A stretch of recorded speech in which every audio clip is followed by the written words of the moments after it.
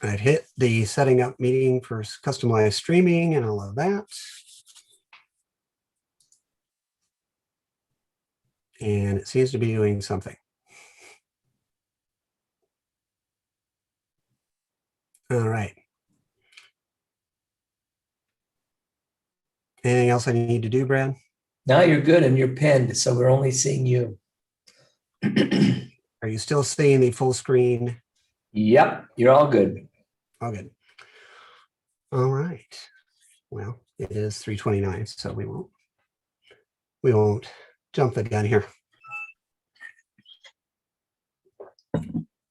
Okay. All right. Well, welcome for those that are here. We'll give everybody a couple of seconds to get in here. So welcome to really our introductions for all of you to the Mentor Match Teen Entrepreneurship Program. And a couple of housekeeping things since we are just kind of getting started. If you could please stay muted, at least during the main presentation. We will have a Q&A at the end, and so we will be glad to answer questions and talk to you then. Please use the chat, introduce yourselves, let us know who's here and those sorts of things. We are recording and streaming to Facebook Live and YouTube. And so these will be available in a few days. So we will get those up there. And if people missed it, you can always direct them to those videos once they are posted. And so it looks like we've got a nice little group here, and it is great to see some folks. And we got some chats coming up here, and hopefully, there we go. So make sure I've got mine on everyone. So if I post anything, got Jamie Taylor from Martinsville, very cool. Patty Norris. So really appreciate people coming here and taking a little time. I know you probably have enough Zoom meetings. I'm Brett Carpenter, by the way. I work with Brad Attic on this Reinventing Rural project and organization. I also teach at Oregon State University, so in the School of Business, and I teach entrepreneurship. So this is of great interest to me.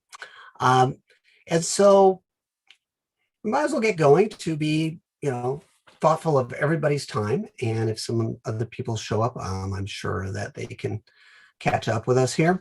What we're going to do today is we're going to take a few minutes to give you a little introduction.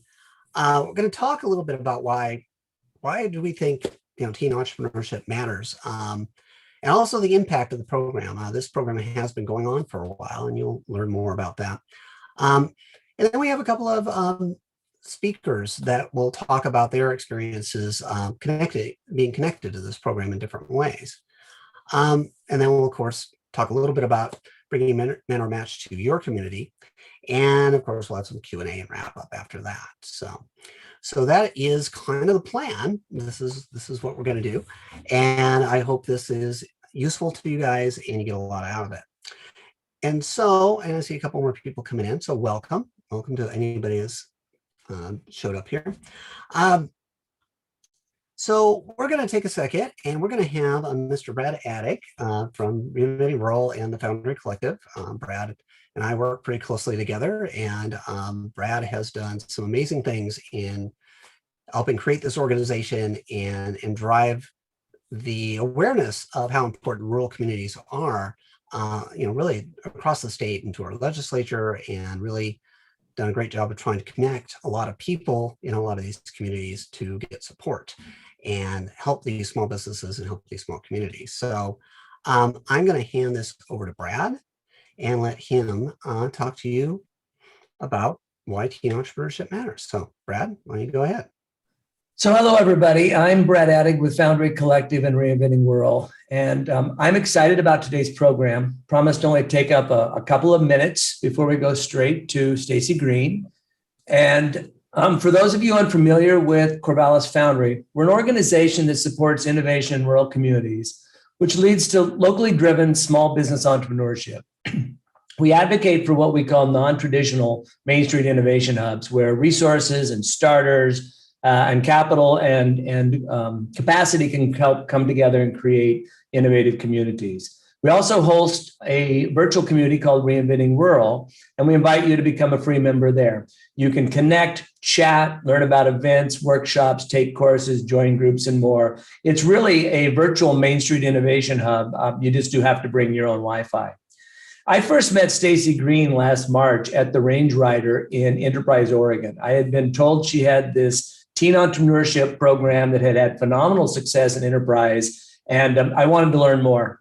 And I think we all understand the need to make rural communities better places with more opportunities for our youth. And it sounded to me that Stacy was doing that in Enterprise. Craig Schroeder, who is the board president for the Heartland Center for Leadership Development in Lincoln, Nebraska, and a well-respected thought leader on entrepreneurial youth development, wrote a paper called Making the Case for Youth Engagement. And he had this to say: many rural youth desire to build their future in their hometowns, but this opportunity will only come to communities that respond, acting upon the aspirations of their young people, investing in developing their knowledge and skills, and creating the environment for them to become successful young adults.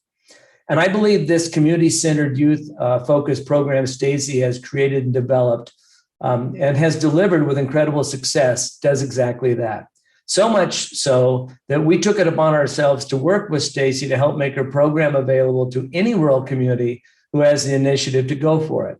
So I hope you all live in a community with that desire. And I want to welcome and introduce my friend, Stacy Green, founder of Mentor Match Teen Entrepreneurship.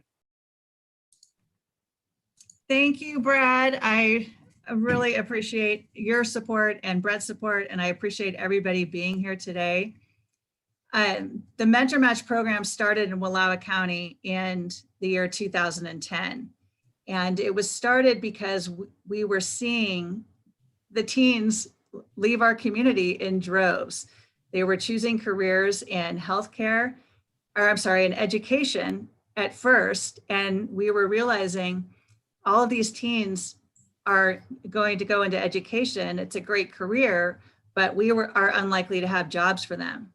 So we decided to create the Mentor Match program to get more teens interested in business and entrepreneurship, in hopes that they might find a pathway to come back to the county and use their skills in their home community, and that we might benefit from those. So that's how it started. The impact of the program after 10 years has been really, really exciting. And we saw the benefit to the teens immediately, but the impact to the community started about 4 years in. Then we started to see teens trickling back. We started to see that the connections that they made in the program to the business community were showing up as apprenticeships, internships, jobs, and a knowledge of these teens that there were things happening in the community that they could tap into and get excited about. So, Brett, if you have the impact slide, I can work from that. Yeah, we're seeing your desktop, Brett. Yes. It's beautiful, but yes. we see it. Yes, but it doesn't have the information I'm looking for. Thank you. So I think I could remember it from my memory. The impact, there we go. Thank you. Thank you very much. So 10 years of documented success. We have seen 20% of the teens that were in the program return to the community. And they are working productively in the business community and contributing to the community. So not only are they working in property management, banking, accounting, marketing, hospitality, ranching, agriculture, et cetera, insurance, they are also serving on boards. Marcus, who you'll meet later in the program, is a volunteer coach and also volunteers his time for our healthcare foundation, as well as in other capacities. They are really contributing. They're also getting married, buying homes, and having babies.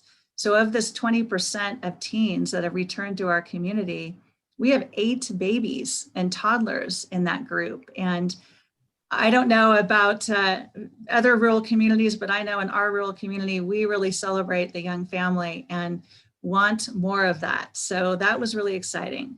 We also have one young woman who opened her own business on Main Street when she was 24, and you'll be hearing a little bit more about her. We have about 10% of the teens that are at least 4 years out of high school have made their livings, are making their livings outside of the county, but as entrepreneurs.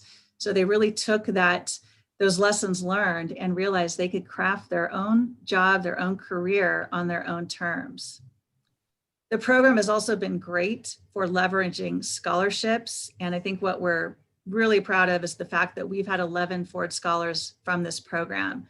In the period that we have had the program, 13 Ford Scholars or Ford Scholarships have been given in Wallowa County. 11 of those 13 have been in the Mentor Match program. So we believe that's been a distinguishing factor for this very, very competitive scholarship.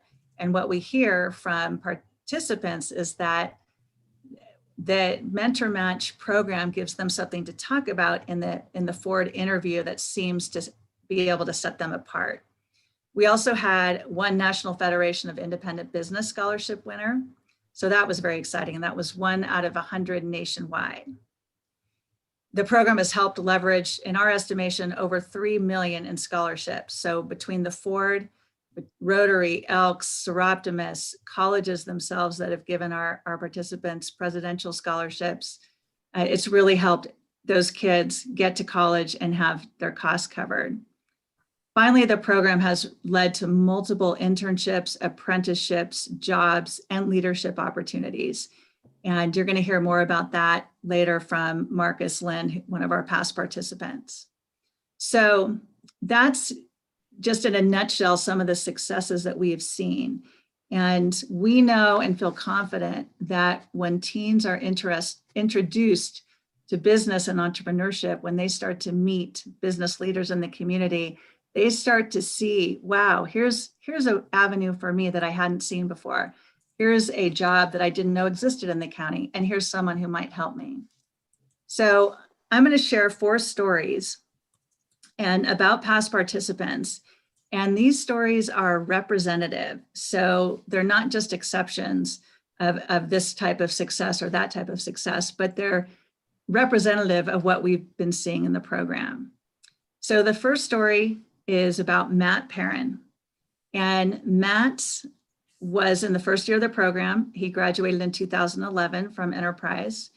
He was a great athlete, standout in football, basketball, and track, a decent student, but not a candidate for scholarships. And he came looking to the program to find a pathway. What is he going to do out of high school? So he created the idea for a curbside recycling business that became Blue Mountain Boys Recycling. And during the year that Matt was in the program, a couple key things happened that really helped him create that path after high school. And that was, we had a 28-year-old accountant come and talk to the class who had gone to Eastern and talked about accounting as a career choice and how you get there. And Matt asked a ton of questions. We went on a tour of EOU. And as part of the program, we have the teens create a mission statement for the businesses that they're creating, but we also have them write one for themselves for their personal life. And Matt's mission statement was financially stable family. So Matt headed to Eastern Oregon University, but really struggled financially. So he switched to Clackamas Community College and did his undergrad there, and then went back to Eastern and finished. And while he was in college, he had a side business that he was trying to get going. So he stayed in contact, and we were able to connect him to mentors like Greg Smith and NEO EDD and others who could give him advice and point him in the direction of resources. But we encouraged him to finish his school, graduate, finish his education. And we also gave him some books to read on personal finance to help him kind of get his finances in order.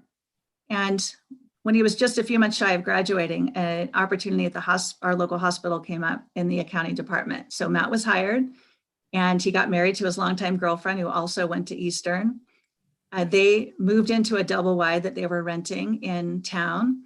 And then they had the opportunity to purchase that. So they did do that. And then they bought a home. So they kept the double wide, which they now rent out, and they own their own home.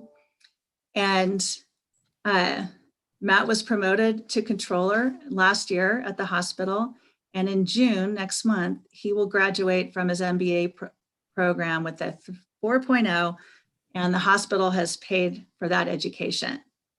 So Matt and his wife, Joanna, have two adorable little girls, and Joanna stays home and takes care of them.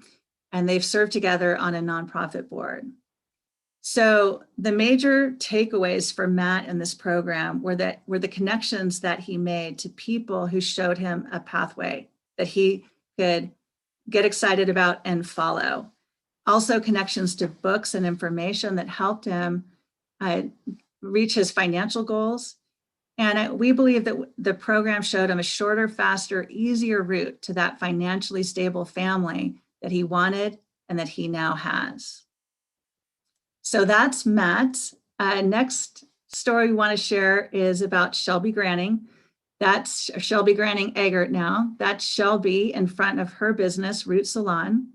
So Shelby took the second year of the program and graduated in 2012. And her partner and her had a business that failed.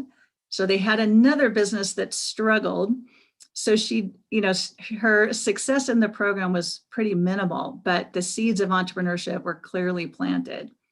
So Shelby headed to beautician school in Lewiston, Idaho after graduating from high school. And she paid her way by working at Arby's at night. So she went to school during 8 to 5, worked at Arby's 5:30 to 11. And trying to find an easier way, she paid $99 to get into a reputable multi-level marketing company called It Works. And she did a little bit of selling on the side. After she graduated, she moved to Boise to try the big city life, but decided that wasn't for her and came back to Lewiston. And that's when she found out that she was pregnant. So desperate now, she poured herself into It Works and started really making money. So she used her entrepreneur skills, her sales skills, the confidence she had gained to really start making money. And she said she made about $20,000 her first year. And she was also working as a stylist. Shelby then made the difficult decision to leave her baby's father and move back home to Wallowa County. She was working at a salon, but when a space opened on Main Street in Joseph, she decided she wanted to open her own salon. So Shelby borrowed $5,000 from her sister on her sister's credit card, and with that loan, opened her own salon on Main Street. She was able to pay the loan off in 1 year. She moved into a larger, expanded facility, and she now rents out space to 2 additional stylists. So Shelby is now happily married to a young man who adopted her son, and they have a daughter together as well. They bought a home and have really put their roots down in the community. So what Shelby got out of the program is the confidence that I can figure this out right now with the resources I have available to me. It doesn't matter that I'm only 24. It doesn't matter that I don't have years and years of experience. I can do this. And she has absolutely done that. So I think that was the big takeaway for her. Our third story is Kyle Rebga. And that's Kyle who came and spoke to our class this year. And he was a runaway favorite speaker of the group this year. He took the program in 2013 and 2014, so 2 years. His brother, Eric, who had taken the program 2 years prior, was a standout athlete in 3 sports, won the economics contest, won the video contest, was named most likely to be an entrepreneur in my program, and was ASB president. So Kyle was under this incredible shadow of this big brother. Kyle was not a stellar student. He was a good athlete, but not a great athlete. And in his first year of the program, his first business, which was ironically called Survive, did not survive. So Kyle really struggled after high school. He was stumbling around, working jobs here and there. He went to go live with his brother, who was a Ford scholar at Lewis and Clark in Portland. And he partnered with his brother on Intrepid Recycling, which was a business his brother founded that had grown out of Blue Mountain Boys recycling that they had started in high school. And that grew and put some money in Kyle's pocket. Kyle then worked for a videographer and photographer, helping with weddings and hunting videos and different things. And he decided that he really enjoyed doing that. But he wanted to do something bigger. So he really wanted to work with this National Geographic photographer named Paul Nicklin, who had an organization called Sea Legacy. And he cold called Paul Nicklin. He wrote him a letter. He called him on the phone And Paul turned him down, said he didn't need anyone at this time. But a couple months went by and Kyle's phone rang. And it was Paul Nicklin saying, hey, can you be at the airport in an hour, ready to be gone for 3 weeks? Because my camera assistant just had an emergency and he can't go with us. So Kyle said, yes, I can. So he said he ran home, grabbed a toothbrush, a sock, a pair of socks, a jacket, ran to the airport and found himself on an expedition with Paul Nicklin and his crew filming polar bears. So on that job, Kyle just carried around the camera and was the grunt, did what he was told, but he kept asking, hey, what else can I do? How else can I help? And really made himself as valuable as he could possibly make himself. And that's how it started. So Kyle started as a camera assistant, but he built his skills as a photographer, a videographer, and as a master of drones. And that has now taken him all over the world. Most recently, he was working for Deadliest Catch in Alaska, and he came and talked to the class and was getting ready to head down to Los Angeles to work with a Hollywood director on a film in LA. So Kyle's major takeaways was that there was a pathway to success for him that did not include getting good grades and going to college or trade school. He learned that through 2 entrepreneurs that came and spoke to our class. He learned also how to connect to mentors that could teach him something. And that's why he approached Paul Nicklin. He thought, I'm going to pick the person I want to work with and see if I can get my foot in the door. And that was something he learned from listening to entrepreneurs. So when that opportunity came where Paul Nicklin's camera assistant was not available, Kyle had an opportunity. He made the most of it, and doors continued to open for him. And Kyle learned that if I add value to others, then they'll keep me around. And he also learned that if he worked hard and didn't give up, things would start to work out. And of course, they now have. So my final story is on Bet and Arias Rooney. And I refer to these as the ones who got away. These delightful young women, well, it's wonderful for them. They've chosen the medical field. I tried to get them in the business, on a business path, but they were determined to pursue a medical field, and they have done that. But the reason I want to talk about them is because not everyone that takes the Mentor Match program is going to go into business, is going to decide to be into sales and marketing, and they won't all come back to the county. But there's still a lot that this program can offer teens, no matter what their career choice is. So Bet and Arias came to the county as freshmen, and they were so shy that they moved as almost one person. Their shoulders and arms were always connected, and they kind of moved around like this. And they kind of kept to themselves. So I was surprised when they showed up as juniors in my program. They created 4 Paws pet sitting. And since they had no access to a car, their customers had to be within walking distance of their home. They decided to add 4 Paws doggy treats, and they sold to their customers. And then they also developed 2 retail clients that sold their products. And because of the focus on getting out of your comfort zone and getting comfortable with being uncomfortable, these young ladies really, really blossomed. And they ended up taking on leadership positions, not only in my program, but in other things they were involved in school. And they both got the Ford Scholarship and headed off to Oregon State to get their degrees in pre-med. But they used the experiences that they had in the entrepreneurship program and the skills they gained to really help them make the most of their college experience. So they said they had the confidence to approach professors and say, hey, I'd really like to work with you on this research project. And here's what I can bring. Here's what I believe I can contribute. They both participated in a summer program called I Invent, where they traveled to rural communities around the state, teaching middle schoolers how to invent things and doing these fun, creative projects as a way to promote STEM fields. And as part of that, Bet ended up back in Enterprise leading one of those groups right here in Enterprise. So unfortunately, their mom moved out of the area after their freshman year. And so they haven't come back here. I have stayed in contact with them, and they are now applying to medical school and working at a rural hospital in the rural community in Idaho where their mom lives. So what I think they really got out of the program is how to get out of their comfort zone. They learned that they could push themselves. And Arius said, I always thought of myself as shy, but in this class I learned I could step up and take charge and be resourceful. And Bet said the same thing. I don't have to be the loudest. I can still contribute and be creative and have an impact. And so I think the program really can help all kinds of teens. We hope that we can talk quite a few of them into going into business. We hope we can get as many as possible into our community, working in the business community. But I know that no matter what, the skills that Bet and Arius developed, they're going to show up somewhere and they're going to benefit some community, if not the world. So those are my stories. Again, they're representative of what we see from the teens and what we're hoping to see in the communities. So I am sending it back to you, Brad. All righty.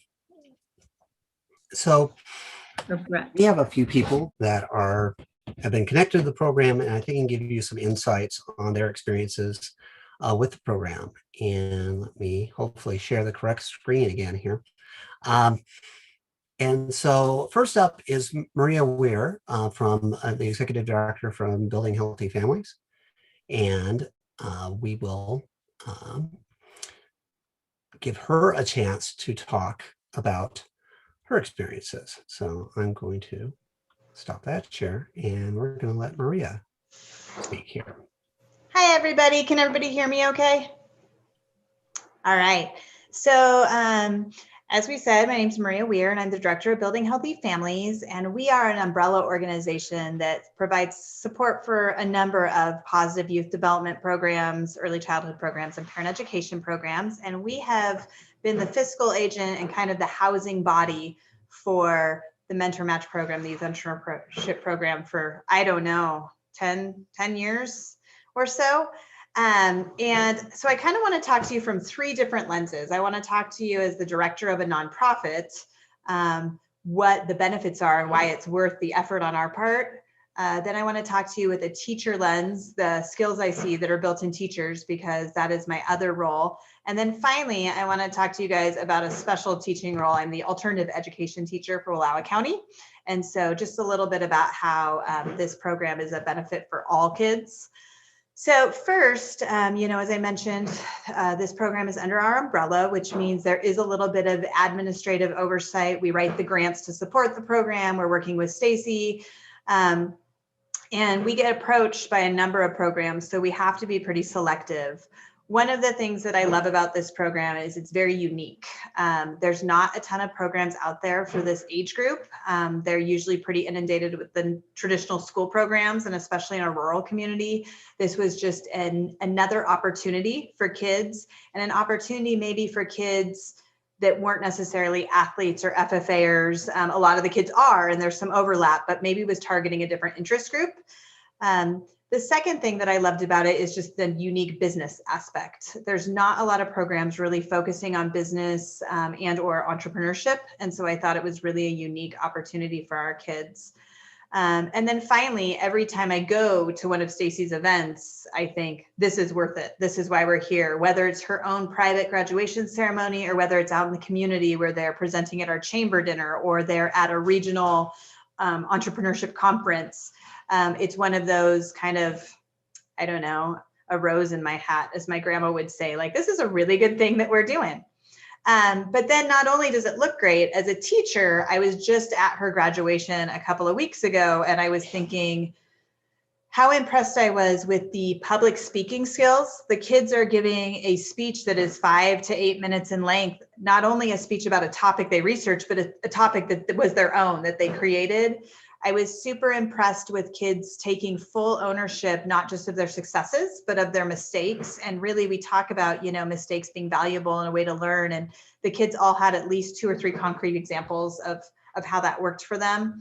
It was so great to hear kids talking about business plans and spreadsheets and financial and answering questions about, like, how did you feel about your pricing? And, you know, they really were thinking critically. And so I just saw so many things that we try to instill, no matter what curriculum we're teaching or what subject matter, that made me think, ooh, I totally want my own children to do this. And then finally, a lot of our programs at Building Healthy Families focus on some higher risk families or families that need wraparound and support services. And as I mentioned, my role is the alternative ed teacher for Wallowa County. So I have kids 9 through 12 coming from all the high schools that for one reason or another just weren't being successful in a traditional setting. And Stacy has always been pretty eager to work with kids from a non-traditional, or, you know, not just the kids that are using this for college resume builders, but kids who could either be staying or returning in our community and could have a whole lot to offer. So she's had 4 or 5 all dead kids over the years. She's met them where they were at, has realized that, you know, maybe they weren't getting some of the skills at home that other kids might be getting, and was working to help instill those skills in them, but also letting them see that one of the amazing things about entrepreneurship is you don't have to be a cookie cutter kid. In fact, sometimes the non-cookie cutter kids are the ones that really are able to go out there and get things done. And so I've appreciated that, because that population is where my heart is. And so seeing them have access and success in a program that they maybe thought wasn't for them has been just a really big bonus of this program. Whew. Woo. Well, thank you, Maria, very much. I really appreciate that. So, all right. So our next speaker is Mary Swanson, and she's a mentor and a business owner. And I'm going to let Mary kind of introduce herself and talk a little bit from her perspective. So you'll need to unmute there, Mary.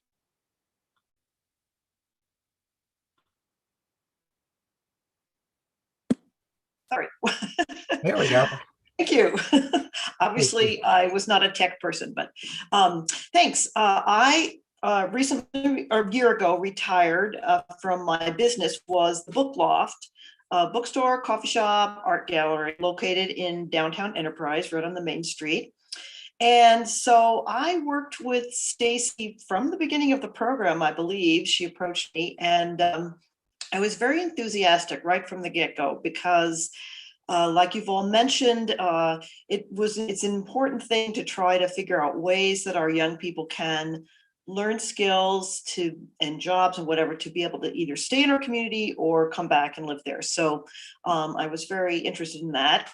My path to my career was very, non-traditional. My degree is in zoology. I worked in the medical field, wound up in an entrepreneur job, which I loved. And so, knew that was a possibility. And I thought it would be good for, kids to see that you can get to it that way as well. So I've had various of her students work with me at the bookstore in terms of providing services or products.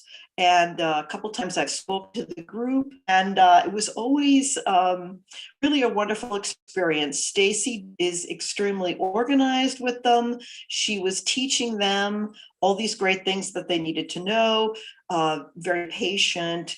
So anyways, they came with a good training from Stacy. But I will say that my role was kind of the reality check to them. I was always very open to whatever ideas they were bringing to me, but I was also very realistic back to them of what could work for me, what was, not of interest to me. And so a couple of them did things. So there were a couple of girls who in the coffee shop, I had baked goods, and there were a couple of young girls who wanted to provide baked goods. And so we agreed to this.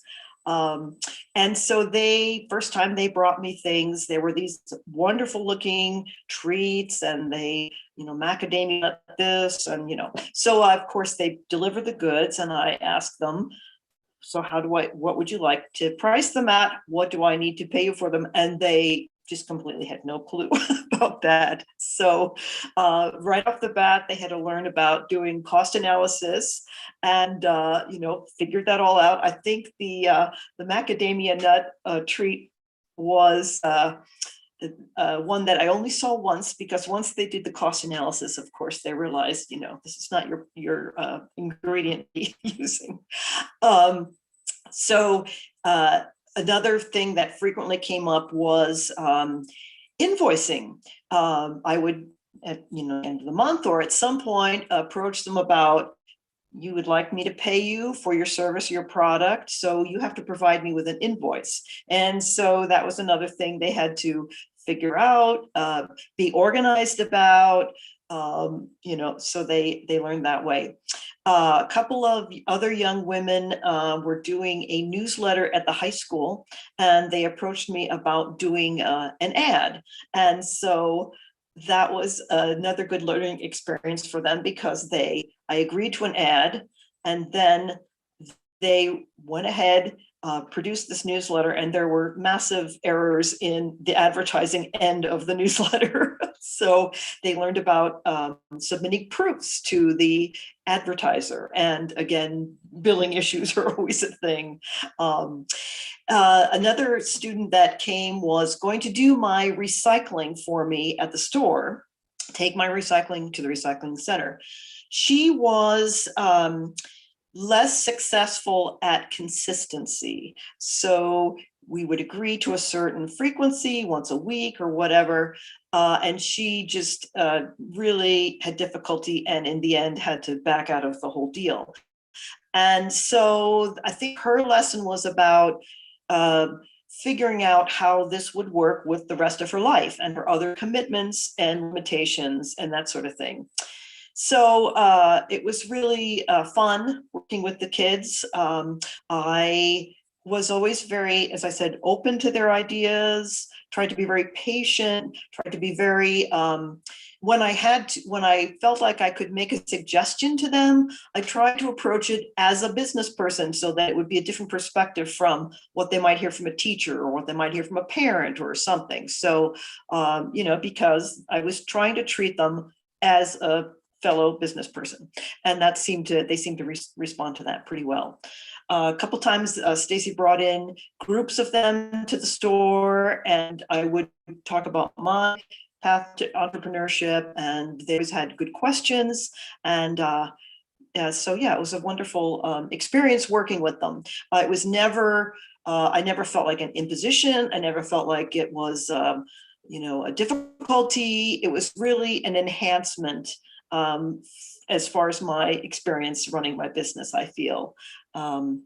So I have always wanted to really support Stacy in the program. I've seen the wonderful results. I have watched the kids develop the self-confidence that she's talked about and skills. And so I think it's been a very successful program, and I've really enjoyed being part of it. Well, thank you very much. We really appreciate it. Sure. All right. So our next speaker is Marcus Lynn. And Marcus is actually a graduate of the program and a successful entrepreneur. So Marcus, I'm going to turn this over to you. All right. Thank you. Can you guys all hear me? Yes. Perfect. All right.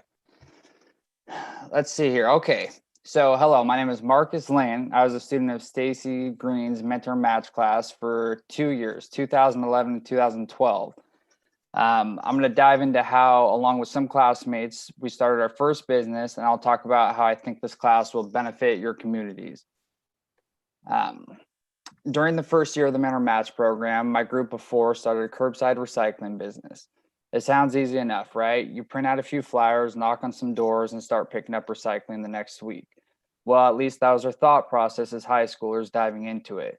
We quickly found out that there was much more that went into starting a business, and with the Mentor Match program's help, we were able to successfully open. Something none of us would have been able to go through without the help and encouragement of Stacy Green and the knowledge learned from the class. Through the Mentor Match program, Stacy had us create a name, Blue Mountain Boys Recycling, BMBR, set a small budget.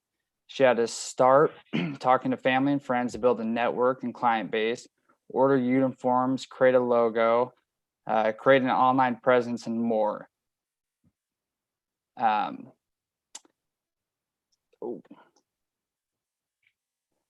Excuse me. Okay, and after the end of the year, we were the top earners in our class and proceeded to run the business for 3 years. 2 while in school and in the entrepreneur class, another during the summer of most of our first years out of school. A few years after, all of the original BMBR crew decided to respectfully part ways and dive into our new endeavors, I was presented an opportunity to apply for an apprenticeship with the local real estate company. They liked my entrepreneurial mind I developed during my time in the Mentor Match program and how they felt I was a step ahead in regard to the other applicants. After studying for, taking, and passing my real estate exam, I sold real estate for 3 years. During that time, each year I was able to use the tools I gathered during my time in the Mentor Match program. I had to advertise myself to potential sellers. I had to come up with an online presence so people who knew me knew that I was selling homes, and along with many other things, I had to write ads for homes I was lucky enough to sell. While selling real estate, I had remembered from the Mentor Match program how important it was for entrepreneurs to get out into their community. And an easy in for me was to help coach basketball and football, my first passions. Not only did I get to do something I enjoyed, but I was able to get my name out as a realtor even more and continue to build my network. This led to helping new friends of mine get into their first home and then passing along their experience with myself and getting new clients from it. During my time as a realtor, I was a volunteer in more community events like cooking for a local rodeo, helping at Cycle Oregon, serving at the local senior centers, Meals on Wheels, and even a small stint helping Rotary. Doing these things led me to also participating in RILA, Rotary Youth Leadership Awards, a week-long experience where I was able to meet other like-minded young adults and build friendships, some of which I still hold today. The experience was something I'll never forget, and I'm now an advocate for our local Rotary to help other young adults go. After 3 years of helping clients buy and sell homes as a realtor, I was presented an opportunity to work at Bank of Eastern Oregon, where I started part-time and was still selling real estate. But being a young man with a longtime girlfriend and 2 dogs, it was becoming increasingly difficult to find a home and budget with an income that wasn't guaranteed. Long story short, the steady paycheck as a banker was too hard to pass up while getting our footing and trying to make a living in our community. Now, 3 years later, I still work at BEO. My managers told me I've made myself essential to the bank, and I use many of the tools I learned in the Mentor Match program, which has helped me work my way up. And with the bank backing me, I'll be going to school sometime soon to work towards becoming a loan officer, and that's where I'm at today. Now, to do some shameless bragging about the Mentor Match program from my class. From my class, I know one girl who started her own leather making business, coached volleyball, and now works for a reputable business in the community. Another who travels the world and among many things is working towards getting clean water for poor communities, as well as has his hands in multiple businesses he helped start. And I know another who went to school and is now an accountant locally and is very successful in his field of work and has also helped volunteer in Wallowa County in numerous ways. There are many more successes who I haven't named, but those are some I am more familiar with who are in the community. I can't speak for them and say the Mentor Match program is the only reason they're doing these things, but I know that when I speak to any one of these individuals, they have nothing but high praise for the program and that it was a jump start in the right direction for them.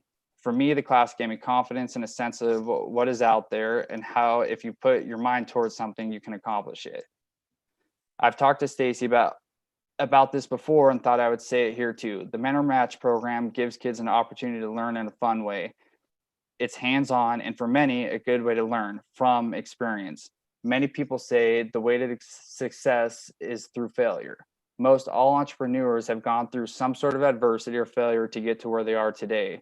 And the earlier you can learn that it's okay to fail and that it only matters how you come back, the better for anyone, whether you're running a successful business or you're still in school.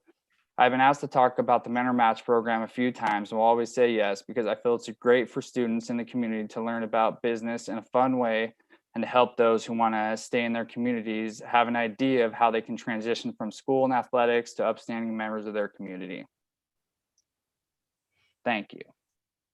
All right.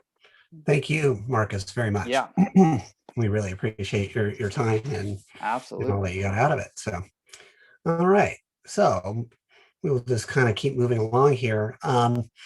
So we talked a lot about the results of this and how it affects people's lives and how, and I really appreciate all our speakers coming in, bringing their perspectives about the program. And so one of the things that we wanted to make sure people understood about this is that, you may be familiar with some of the other types of entrepreneurship programs for youth out there. And some of the things that we really expect and really are part of this program that make it very unique is that we do, Sherry, this is how we get them to actually start a business. It is not a theoretical exercise. This is something that they come and they start with what they have. And so it's very much, you start this business in the first 6 sessions, you launch it after that, you see what happens. And that it could go well, it could not go so well. And that's okay. That's part of the entrepreneurial process. And then after that, you pick up the pieces or you figure it out, you analyze what happened, and then you start to figure out, can we pivot this? Can we change this? Can we do something to really make it grow? Or if it was fairly successful, how do we make it grow more? And so that's really one of the biggest things that really is different and that you don't see is you are actually, as Marcus said, this is hands-on, and it is about as hands-on as it gets because the expectation is, yep, you're going to start something.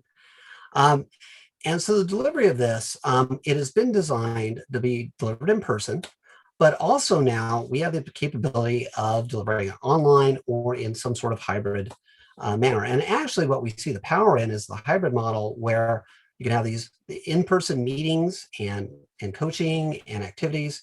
And then in between those meetings, there's the connection with the online platform that discussion can be going back and forth, feedback and everything that can be right there for them at any time they might need it. We also have a lot, very much of the content is there online.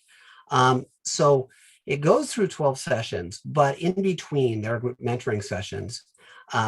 This actually is really connected to the cycle of the school year. And you go through that first part of it, and then you're launching near the holidays. And then you go through the second part of it after that craziness is all over. And then you start really thinking through it and taking a look at what happened and where it can go from there. And so very much this is, as many people have said that have already spoken about this, making those connections with their communities, with mentors, with other business people, and really feeling like, yeah, they are part of the business community. And they are actually out there doing business. So the delivery of the program looks like that. But while we have expectations for the teams and there is a commitment that they're making to do this, we also look at communities. And for this to be actually successful in a community, there has to be a expectation for the community that there's going to be a lead organization or group that is moving this forward as spearheading this, because without that, it can be very difficult. That there is business community support. There's mentors and advisors and speakers and things that come in. And there is this overall community engagement that really gets on board and really supports these entrepreneurs, because they're really taking the risks of being embarrassed, of things not being successful, that all entrepreneurs do, but these are high schoolers, and these are especially difficult at those ages to do that. And then, of course, funding. The funding is a needed thing, and that is an expectation for what you would have. For this, and what really Stacy and Reinventing Rural and the group here bring is that we expect the communities to adopt this and take this on and start to get people spooled up to deliver this. We coach, we have a boot camp, we have ongoing training and support. We are there to really make sure this is successful. And the idea is that you have a program guide, you have the online platform, which is not only for the kids that they can go and rewatch a video or look at that activity again or interact with each other or with the facilitator of the program, but also for whoever's facilitating the program. It's a great training tool and a tool to look back on how everything's done. And so this way they have this community specific group within the platform that they can interact with and be connected to other people within the platform that can help them. And that is really a lot of what we do. So the community gets this, and the coaching and the materials for marketing the platform, the program also is one of the big things that we do, is that getting the word out. How do you get this to be part of your community? And it really is that in the end, you own it. It's something we help with, but the community owns it. And to just drill into that a little more, just to be really clear, that within communities, these roles need to kind of get figured out and supported. Now, doesn't mean that there's one person for each one of these roles. Actually, the community organizer role really is that lead organization. It could be a nonprofit, that could be a Boys and Girls Club, it could be a lot of different types of organizations have taken this on.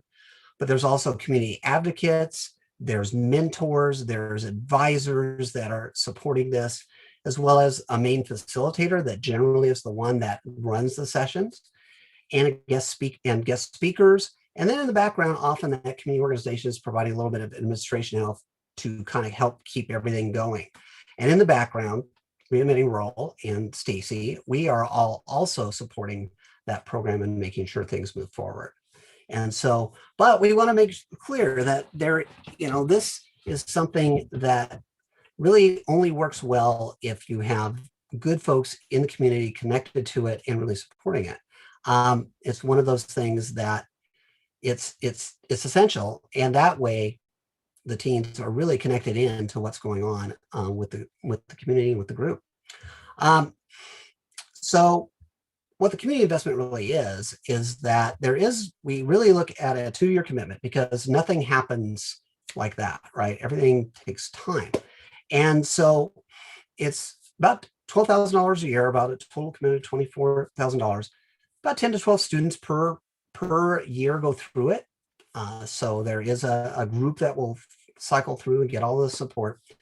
And when you think about it, actually the funds a lot of them end up back in the community, because the facilitator is getting paid to do this. They are in the community. There are things being bought for it, and snacks and supplies and things like that. Those are bought from the community. And so while there is money that, of course, for licensing and running the program, a good chunk of that money ends up back in the community, because ideally that's what we all would want, right? So that's, kind of what the program looks like, and kind of just a quick overview of it. I'm going to give you a little video here as a quick flavor of what happens at the end, that there is this Youth Entrepreneur Summit. That we've had these summits where we bring a lot of these together, and the idea is eventually to have these that could be from all over the region. But I will just play this for you real quick to give you kind of a little flavor of some of the folks that were involved in this particular summit. And is everybody still seeing this? Because my screen flipped. Okay, just wanted to make sure.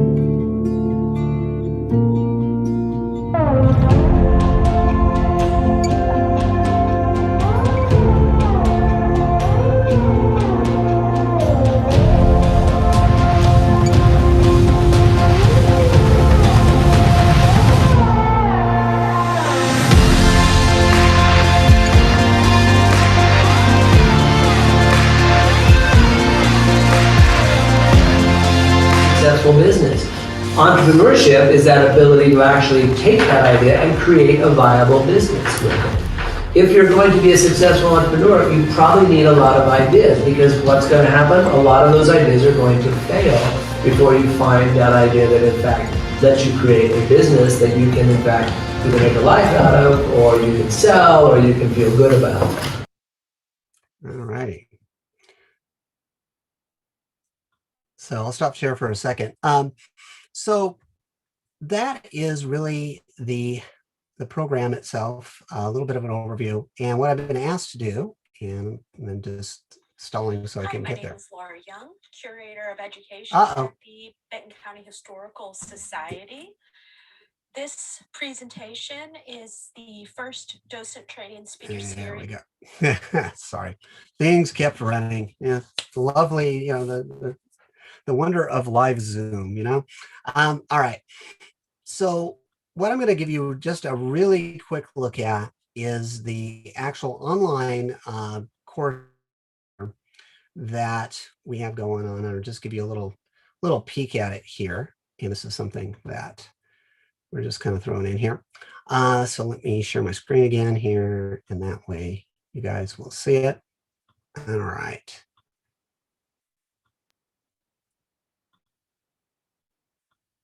All right, so this is the actual Mentor Match course here. And so this is in our platform called Reinventing Rural. It's on the platform. We're utilize Mighty Networks, which is the host platform for this.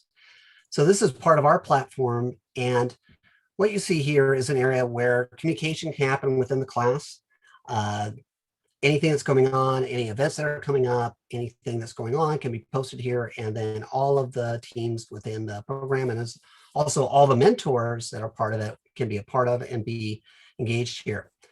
In the what you'll do area, actually, you will see things here where we have the videos that Stacy's created that are both for training the facilitators as well as for the kids to utilize. And each one of these, there's a video. And as they walk through the steps of this, they are going to have different tools introduced to them and explained that will give them an idea of the way to first. Okay, so you ready? And we're ready. So they will be introduced to the tools that will help them kind of think through their idea and make sure that they are looking at it as, this is where I am now. This is where what the resources I have now, and this is what I can do. And Stacy really has designed a whole system to help them work through that she is great at presenting, but the idea is that this can be translated into other facilitators to help kids through this process. So, excuse me. And so, can you click on become a successful teen entrepreneur? And so what you'll see here is I got my folks here reminding me to do things in the background. And hopefully it will come up with running a Zoom and doing this all at the same time. That these resources are here and they are available to the students. So the program is built out in steps. As they walk through each one of those steps, they get reinforcement, they get feedback, they get communications, and they, as they go through this whole program, work their way through it. And it looks like this is taking its sweet time. There we go.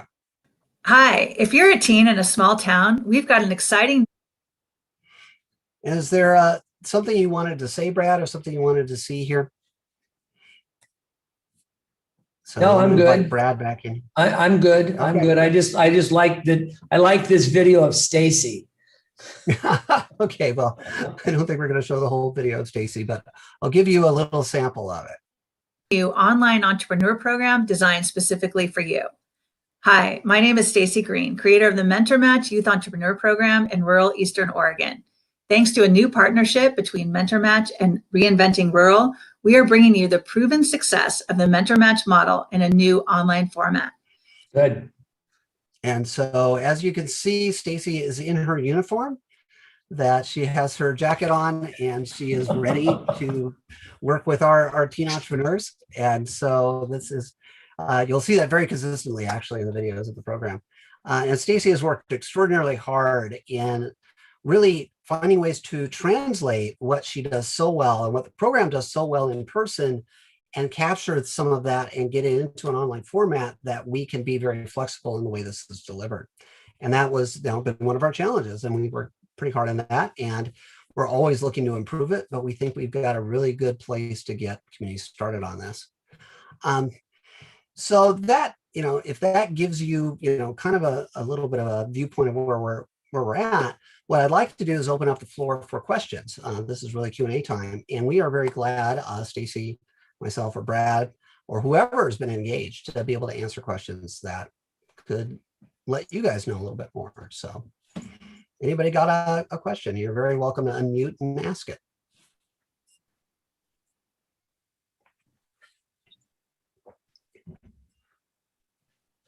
It's always that awkward pause when you don't have anybody ask questions. When I know everybody has questions, nobody just wants to go first. So that often happens. I think one of the things that's important to stress here is that the success of this is measured by the engagement of your community and your business mentors and finding sponsors and the ability to make this happen. Some of you are probably thinking, wow, well, we don't have a Stacy, or, what do we do? Where do we find a Stacy? But I don't think, Stacy, when you launched this, you were necessarily a professional at this and an entrepreneur or any of these things. You saw a need and you stepped in, and you've learned along the way. And what communities today will get is they'll get the benefit of connecting with Stacy through both the boot camp and ongoing training during this, as this program is rolling out. But you have people in your community that are Stacy Greens that can facilitate this. You have organizations within your community that support teen entrepreneurship and understand how critically important it is for the long-term health and viability of our rural communities. And you have teens, you have people going through this that will grow up. You have people like Marcus who want to stay in their communities and want to find pathways to remain in their communities and to buy homes and to raise families. And this opens up the opportunity to look and see maybe beyond what you just see on Main Street in your town today, and that you can launch businesses, you can create enterprises, you can reach markets. And yet also you can just pick up skills that are going to help, life skills that are going to help you be successful, even if you're working with, if you choose to work in a corporate environment or to, sell real estate or recycle material, whatever it is, you're going to pick, your teams are going to pick up life skills that are immeasurable from this. And we will do some more of these workshops and be happy to answer questions one-on-one if you're not ready to ask them today. But go back into your communities and talk about how teen entrepreneurship how valuable teen entrepreneurship can be to your communities. And can I jump on and add to that, Brad? Of course. The importance that I did not have any special skills. I just got a book. I read 2 great books called Built to Last and Good to Great. And I talked to a high school friend that had gone to the USC School of Entrepreneurship, and I picked his brain one afternoon and I created the program from that. So I am living proof that anyone can take this ball and run with it in their community. It's really carried, like you heard from Mary Swanson, the business leaders got really excited about this. So it was easy to pull people in and talk about entrepreneurship, accounting, finance, sales, marketing. We had a graphic designer come in and do logos. So I was just very fortunate in having, knowing lots of really smart, creative, fun people that were happy and willing to meet with the kids. And as Mary said, the advisor is hands off and the kids are hands on. So we don't do a lot of hand holding. They're there to go out and start their business and learn from their mistakes. So we don't do the hand holding. We don't take responsibility for their success or failure. We just help them analyze what they did and see, okay, what do you need to change here? Do you need to just change this, this, and this, or do you need to stop start over completely and just scrap this business. So whenever I found myself in over my head, there was a large pool of experts in any number of fields readily available to me. So that's really what made the program. Yeah, and a lot of what we have now is that we have these connections with Stacy, with our communities that we work with in Reinventing Rural. So there's always somebody we can find that has some expertise that can be a guest speaker if your community doesn't happen to have one, that's still from a rural community and can be supportive of this. So that's kind of the added benefit of working all together on this, is that we have those resources available. So anybody else? Anybody actually have a question? I know everybody gets used to go to these webinars and things like that, and you just kind of go, okay. But we really do want to hear from you. Or if, you have some concerns or anything like that, we may be able to waylay those.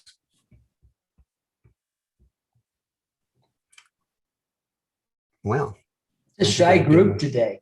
It's a shy group, but it's a good group. Either that or they're just in awe and they're speechless. It could be one or the other. We have just steamrollered them with our awesomeness here.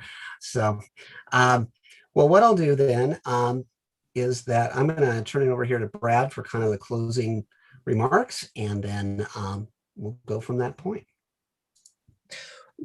Well, this is hard for a closing remarks because we believe so strongly in programs like this. One, we believe in teen entrepreneurship in rural communities and the impact that it can have, but also just having seen the successes that Stacy has been able to create in enterprise. Enterprise is not exactly in the middle of everywhere, okay? It's behind me here. It is considered, I think, the gem of Eastern Oregon by some people, at least the people that live in enterprise. People that live in other communities might not agree with that. But, it's a community where a lot of pride and a lot of family and a lot of deep roots exist. And the teens and youth are looking at these communities throughout Oregon and throughout in the United States and saying, how do I stay in my community, or how do I come back to my community? And we really believe that this is a successful program that will work in rural communities. I do see a couple of questions here. Yeah, I was just going to alert you to that, Brad. Popping up all of a sudden. How do you integrate this with schools? Maybe Stacy can jump in and talk a little bit about that. So how to integrate with schools. I think it's very critical that this program is done outside the school system. And we partner with the schools because the schools help us come in and talk to kids and promote the program, but it belongs outside the school system. And the reason I feel strongly about that is that the beauty of this program, when we've heard this over and over again from the teens, is that they can try something and fail at it. They can try something without risk of, oh no, I need to get an A on this, or what if I get a C, or this is going to mess up my grade point average. The skill that you need to get a good academic, hypothetical entrepreneur project is, organization, planning, meeting deadlines. Usually those are done with high tech or a business plan contest. And that's a totally different skill set than what we teach. It's not without value, it's just very different than what we focus on in the entrepreneur program. By taking it out of the school, then we're able to tell kids, hey, just go try something, come up with an idea, see what you got, get out there and see what happens, and then let's talk about it. That's a very different approach. And so it's best done outside the school system and supported by the business community and perhaps a nonprofit as a funding organization. I think it's important to create safe spaces for particularly, for all of us to fail in. And it's not failure. I mean, it's really important to realize that it's not a failure when your business model doesn't work. It's an iteration. And quite honestly, you're one step closer to finding the right thing. We make assumptions, we make hypotheses, we use some science in an entrepreneurial world and say, okay, I believe my customer wants this. And we find out they don't want this, they want that. So we change it to that. And then we find out that customer doesn't have any money, so they can't pay for it. They want it, but they can't pay for it. And you iterate along the way. So creating that safe space, I think that it's important that schools, may have an entrepreneurship class or club or something, or they lean into it as well, because I don't believe there's a single pathway to becoming an entrepreneur. And so I think this is part of support. Needs support from all organizations within the community, and everybody needs to be at the table. But I do agree wholly with you, Stacy. It's creating those safe spaces. It's also very important, and this is one of my favorite things to remind everybody, is there is no such thing as a bad idea. Okay. I like to say, I steal this line from the Pope, who am I to judge? And then I back it up by saying, at its heyday, the pet rocks hold $100,000 a day. Okay. So there are no bad ideas, but we all know that with peer pressure and different kinds of educational areas, there can be a lot of peer pressure brought into this. When students come together in a volunteer type thing and sign up because they want to be part of this, then they're all giving each other support and that cohort and that ability to say, hey, you try this, you didn't work, try that. Maybe this is what they need, what that is the need. So I think also cohort, running this through in this cohort educational structure is really valuable as well. Most definitely. We did get a question from Ryan from Business Oregon about how do you engage and learn more. And so Brad dropped a link in there for you guys. I can go directly there, and we've got a form there you can fill out. And also, if you want to ask us direct questions, I'm going to put my email in there, and I'm sure Brad and Stacy can also put their emails in there, and you'll have that. We are very welcome to answer questions directly or set up and talk to you. So yeah, we want you to get familiar with what it is, what it does, and how you can actually utilize it. And that gives you a starting point, and we're certainly glad to get into the weeds with you on a one-to-one basis. So I think it's also to talk about timing. This is the timing to start to plan for this, to get this in place in your community in September. So I would recommend that, you start looking and saying, okay, what is this going to take? How long what would we need to execute it? Kind of making some commitments and starting to look at the funding and the organization that's going to step to the table and help provide the administrative backbone to this. But this launches, I believe, Stacy, you'd want to launch this early mid-September and roll it through. So you have a couple months to really kind of begin to figure out those things, and we're here to help you with that. What that might take, what it might look like. I believe that the business communities should be stepping in and helping sponsor these types of things, as well as, there are some grants out there right now. There's some American recovery funds. There's a lot of different piles of money coming in. And this is really, really affordable when you look at it. I know that there's a rural community that has bought a program out of Chicago. It was incredibly expensive, and all of that money went to Chicago. Okay. And keep in mind that about 50% of the funds go back in to pay for your facilitator, and they pay for the snacks and the space that you may have to rent and the whatever else may need to be created. So this also keeps funds locally in your community and is about a quarter of the cost of the accredited program that came out of Chicago. Yeah.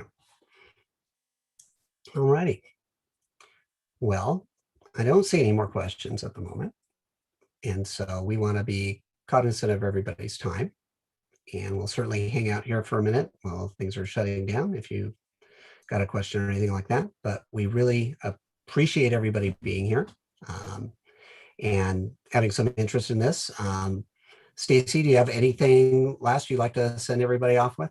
Yes. First of all, I want to thank Mary Swanson and Maria Weir and Marcus Lynn for being willing to present today to share your experience with the program. I really appreciate it. And of course, the program wouldn't be here without you guys and people like you to support it. And also just want to say that I got to be a hero in Wallowa County when I brought this program. The excitement around it was just incredible. People were so thrilled to have this kind of a program for teens supporting entrepreneurship. And it has become a very positive, feel-good kind of thing. So I would say don't be intimidated worrying about work, because I would say that this is a very rewarding program and so widely supported that it really makes it easy and enjoyable.